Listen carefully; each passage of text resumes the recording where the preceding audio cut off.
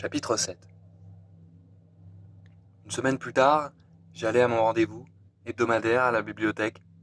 Je fis un petit détour et passai devant la maison de Steph. Il était sur la pelouse et lançait une sorte de disque bleu qu'il essayait de rattraper. À quoi tu joues lui demandai-je. C'est un genre de frisbee accroché à un long ruban élastique. Quand tu le lances, il revient sur toi encore plus vite.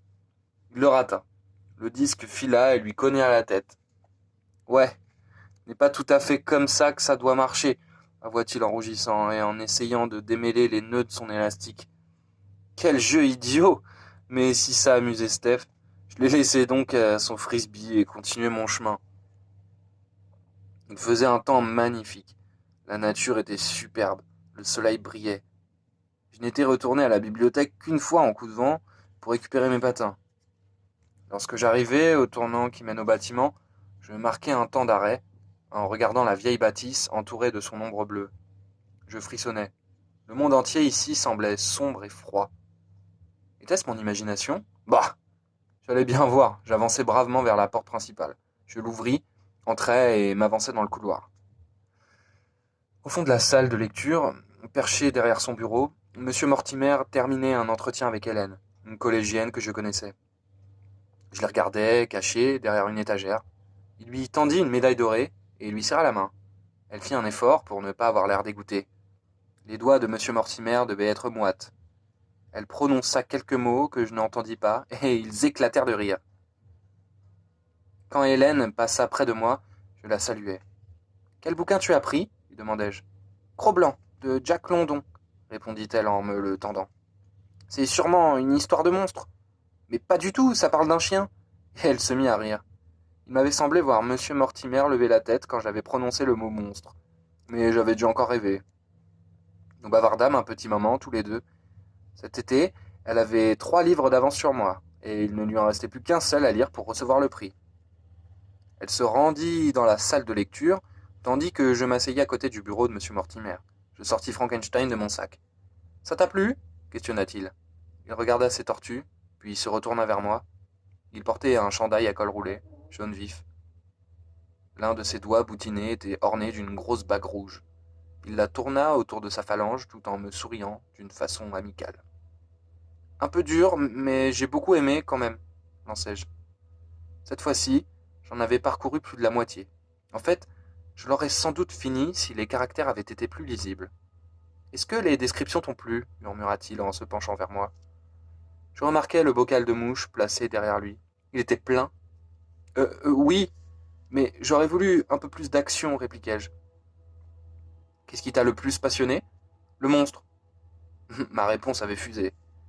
Je le regardai bien en face, aucune réaction. Il garda ses yeux rivés aux miens. Il était formidable, continuai-je. Ce serait génial si les monstres existaient vraiment. Vous ne trouvez pas? Il ne s'y a pas. Il y avait beaucoup de mécontents. Tu sais, fit-il, doucement tout en manipulant sa bague. Il y aurait beaucoup de mécontents. Les gens préfèrent avoir peur au cinéma ou dans les livres, mais dans la vie réelle, jamais. Il eut un petit rire étouffé. Je me forçai à rire aussi. Je pris une grande inspiration et continuai mon test. J'essayais de l'amener sur mon terrain pour qu'il révèle sa vraie nature, pour qu'il me montre enfin qu'il n'était pas un être humain. Alors, monsieur Mortimer, vous pensez que les monstres existent vraiment? Mon approche n'était pas très subtile, mais il n'y prêta pas attention. Tu veux savoir si je crois qu'un docteur Frankenstein pourrait faire pareil dans la réalité? Il prit un air pensif et secoua sa tête chauve. Non, Betty, nous pouvons construire des robots, mais nous ne pouvons pas leur donner la vie. Je ne m'étais pas attendu à cette réponse. Une petite fille entra dans la salle avec sa grand-mère.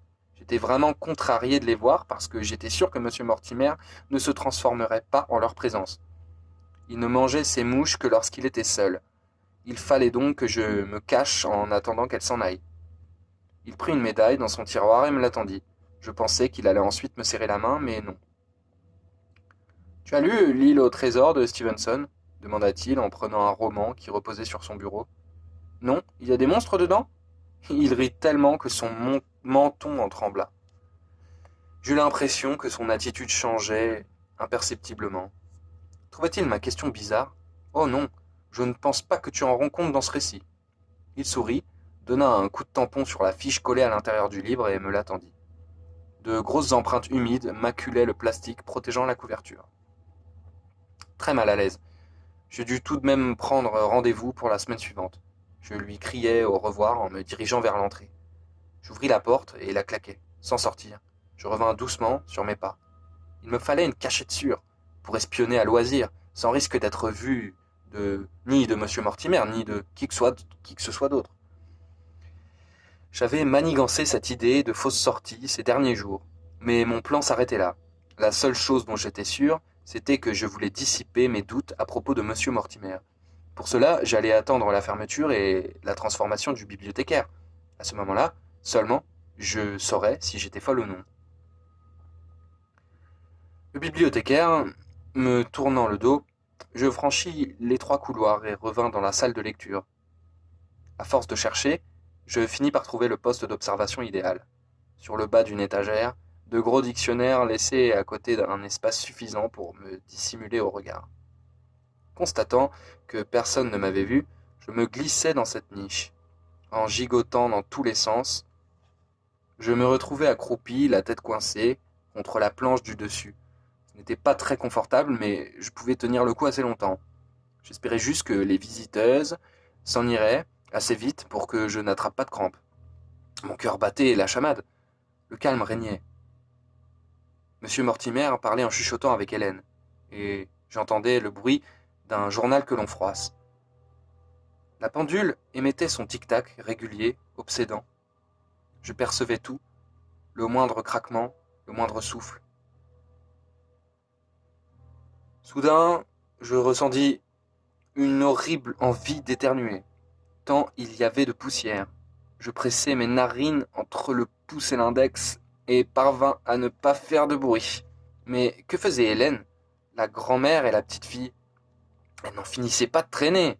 Je commençais à avoir mal partout et je sentais venir un nouvel éternuement. J'entendis encore Hélène déclarer que son livre était trop compliqué et qu'elle en voulait un plus simple. Monsieur Mortimer murmura quelque chose que je ne compris pas. Alors des pas se firent entendre. Venait-il vers moi? Allais-je être découverte? Non. Ils se dirigèrent d'un autre côté, puis revinrent à leur point de départ. Ah! Non! Grogna Hélène. Celui-ci, je l'ai déjà lu. Allez-vous-en, allez-vous-en, répétai-je. Il leur fallut encore 5 bonnes minutes avant de se décider de partir. Les secondes me paraissaient durer des heures. J'avais le cou raide, des fourmis dans les jambes et mon dos me faisait terriblement souffrir. Mais le moment de vérité était arrivé. Il ne restait plus que Monsieur Mortimer et moi. J'attendis crispé, l'oreille aux aguets.